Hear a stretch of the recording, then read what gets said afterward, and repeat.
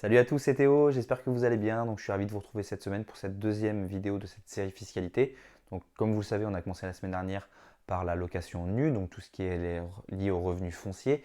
Et cette semaine, on va attaquer la partie meublée, donc tout ce qui est lié aux bénéfices industriels et commerciaux, donc le fameux BIC, comme vous avez pu entendre. Donc, c'est ce qu'on va aborder dans cette vidéo.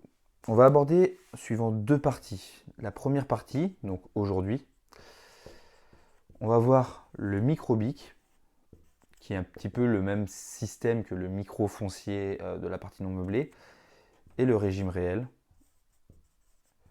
qui est, pour ceux qui connaissent mieux, le LMNP, donc loueur meublé non professionnel. La semaine prochaine, on fera une deuxième partie pour la partie LMP. Pourquoi?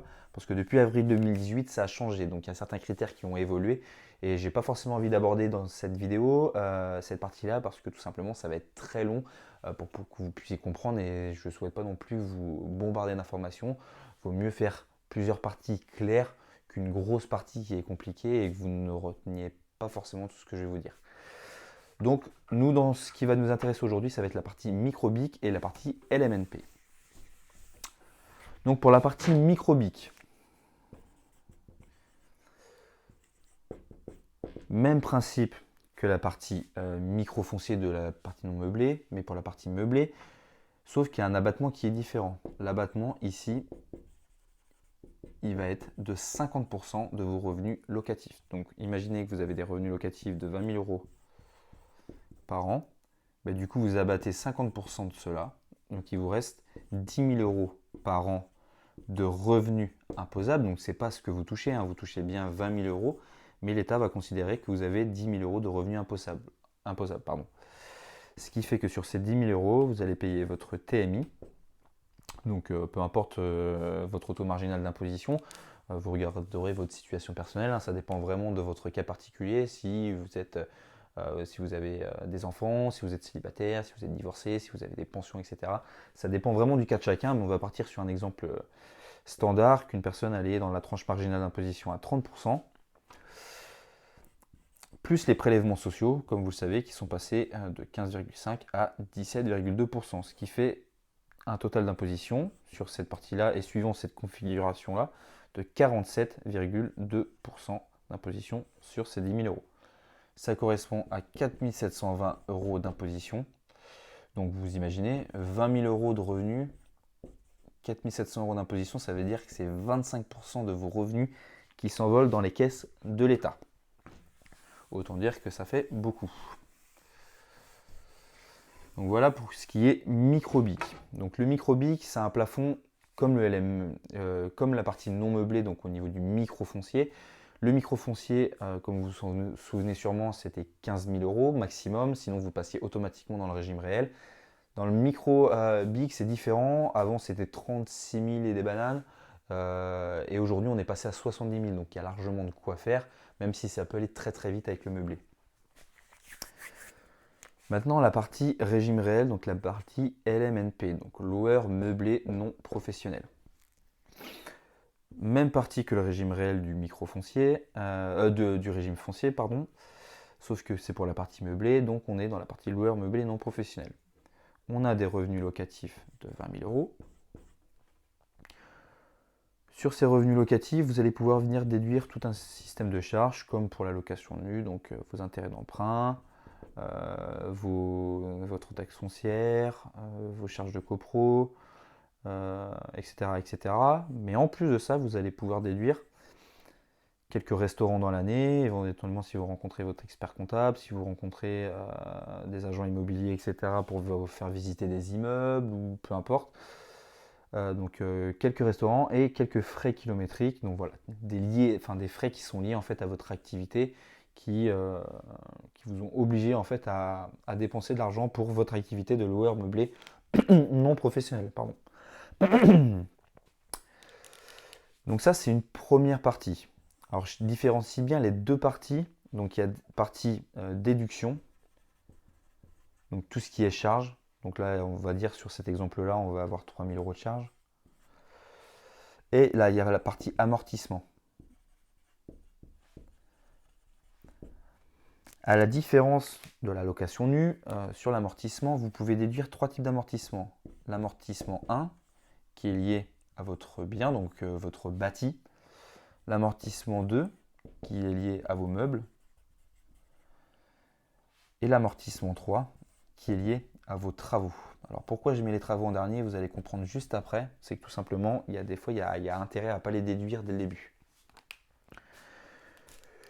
Le bien, c'est suivant certains barèmes. Il faut savoir que, imaginez que vous avez acheté votre bien 100 000 euros. Vous abattez 10% pour la valeur du terrain parce qu'un terrain, c'est considéré comme aucune perte de valeur. Donc du coup, vous ne pouvez pas l'amortir. Donc vous pouvez amortir 90 000 euros. Généralement, le bâti, alors il y a différents barèmes, bien sûr. Si c'est des travaux de maçonnerie, ce ne sera pas la même durée. Si c'est des travaux de placo, ce ne sera pas la même durée. De la peinture non plus, de revêtement de sol, l'électricité, la plomberie. Ça a des durées différentes, mais vous pouvez vous situer sur une moyenne, si vous souhaitez faire des calculs rapides, sur entre 25 et 30 ans. Nous, dans notre exemple, on va partir sur 30 ans. Donc ça veut dire que j'ai le droit de déduire 3 000 euros d'amortissement de biens par an. Les meubles, c'est pareil. Alors, si c'est un canapé, ça va être 12 ans. Si c'est une télé, etc., ça peut être 3 ans, etc., etc. Donc, imaginez que vous avez 10 000 euros ou 5 000 euros, on va dire, 5 000 euros de meubles sur 10 ans ou sur 5 ans. Ça vous fait 2 000 euros par mois. Par an, pardon. Que vous pouvez amortir. Et ensuite, il y a les travaux. On va dire que là, on a fait 50 000 euros de travaux. Les travaux, c'est généralement sur 15 ans, donc même principe que tout à l'heure. Hein, quand je vous ai dit le placo, etc., ça peut être amorti sur différentes durées. Donc du coup, tout ce qui est gros œuvre, ça peut être amorti sur beaucoup plus longtemps, mais on va dire qu'on a une moyenne de 15 ans pour les travaux. 15 ans, ou on va mettre 10 ans pour l'exemple, ça va être plus simple. 50 000 euros, c'est-à-dire c'est 5 000 euros par an possible d'amortir. Donc si on souhaiterait amortir l'ensemble, donc toutes les déductions de charges, on aurait 10 000 euros supplémentaires. Donc du coup, 20 000 moins 3 000 moins 10 000, il vous reste 7 000 euros de revenus imposables par an avec votre TMI et vos prélèvements sociaux. Jusque-là, tout va bien. Cas particulier quand on fait du déficit. Comme vous savez, vous pouvez déduire certaines charges, etc. Quand vous arrivez, par exemple, là vous avez 7 000, donc il n'y a pas de déficit, mais imaginez que vous arrivez à moins 3 000. Quand vous atteignez votre déficit avec vos charges, ces charges-là, en fait, c'est reportable sur 10 ans. C'est pour ça que j'ai séparé en fait la partie amortissement et la partie déduction, parce que le déficit créé par les charges est reportable sur 10 ans, dans la limite de 10 700 euros par an. Et l'amortissement, lui, c'est reportable, on va dire, c'est pas un nombre infini d'années, mais suivant l'amortissement du bien, suivant l'amortissement des meubles, suivant l'amortissement des travaux, ça peut vous emmener quasiment jusqu'à 15 ans. Donc, ce qui fait que vous pouvez, sur un bien LMNP, ne pas payer d'impôt pendant 10, voire même 20 ans dans certains cas. Donc la grande différence, c'est voilà, les déductions sont reportables simplement sur 10 ans, dans la limite de 10 700 euros par an. Et l'amortissement, c'est reportable, on va pas dire indéfiniment, mais c'est reportable pendant beaucoup plus longtemps, pareil, dans la limite de 10 700 euros par an. Mais pourquoi je vous ai bien souligné le fait des travaux?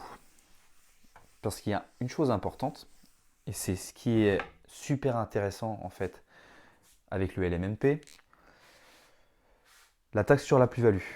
Pour ceux qui ne connaissent pas, on va arrondir simple. Normalement, il y a des déductions et des minorations en fonction du nombre d'années qu'on a gardé le bien. Mais pour faire court, on va considérer qu'on vend le bien très rapidement.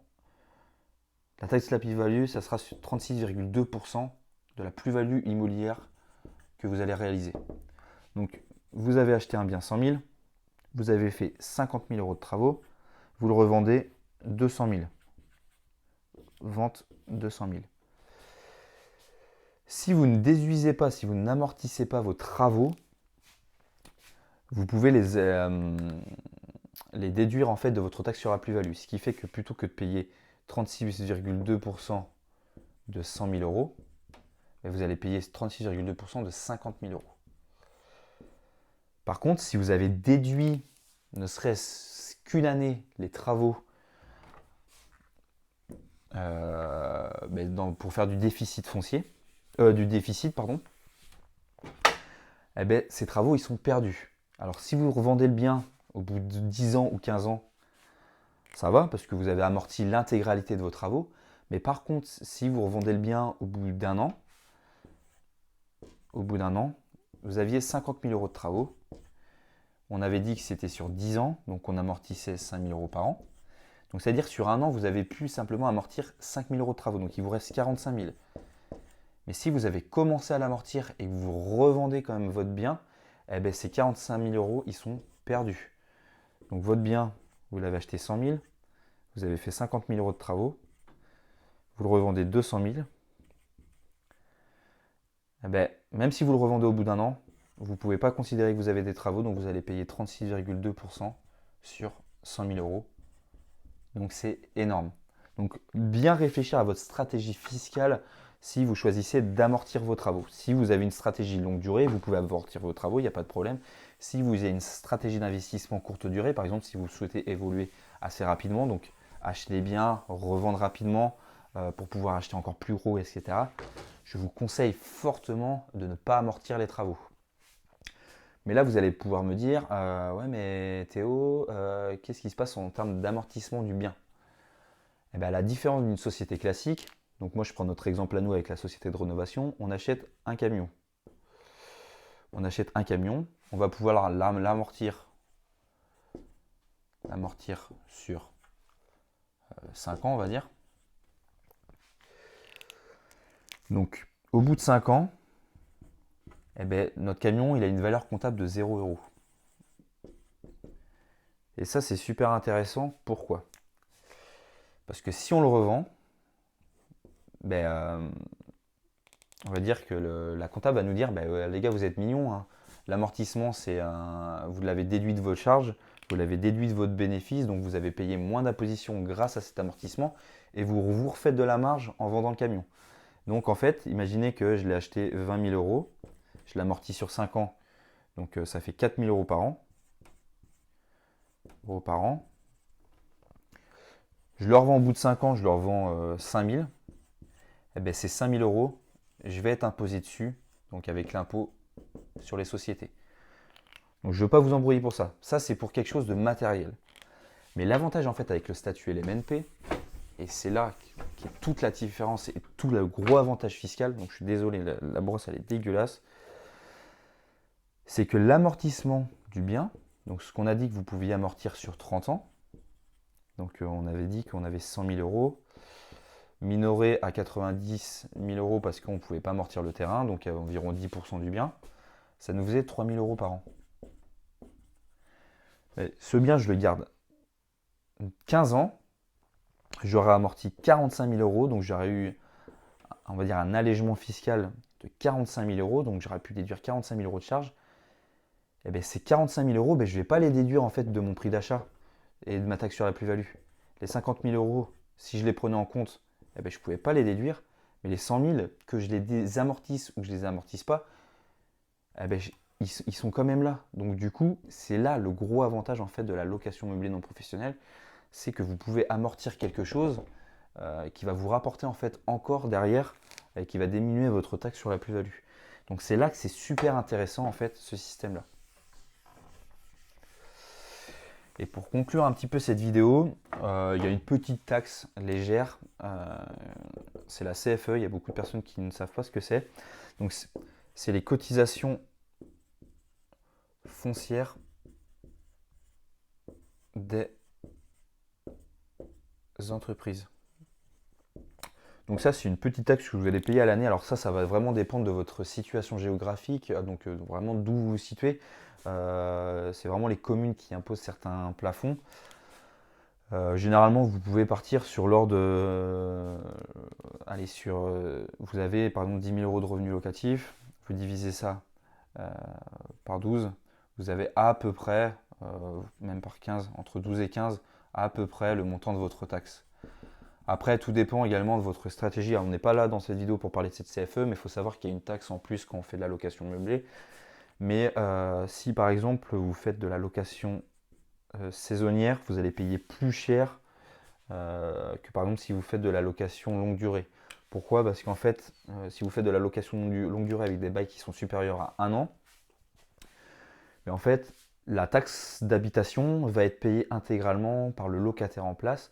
Donc du coup, en fait, la valeur locative de votre bien, elle ne peut pas être retenue pour cette taxe, donc cette cotisation foncière des entreprises.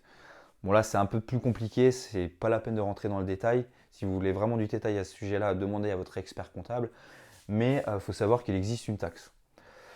Par contre, pour ce régime meublé, etc., je vous conseille fortement de prendre un expert comptable ou un comptable tout simplement, parce que c'est assez complexe. Même si là, les exemples étaient assez simples, je vous conseille fortement de prendre un expert comptable et de l'inclure en fait dans votre calcul de rentabilité, que vous ne soyez pas surpris d'ajouter entre 6 et 700 euros de frais par an liés à la gestion de votre bien. Donc c'est fini pour cette vidéo et on se retrouve pour la deuxième partie de la location meublée, donc pour parler du LMP la semaine prochaine. Salut!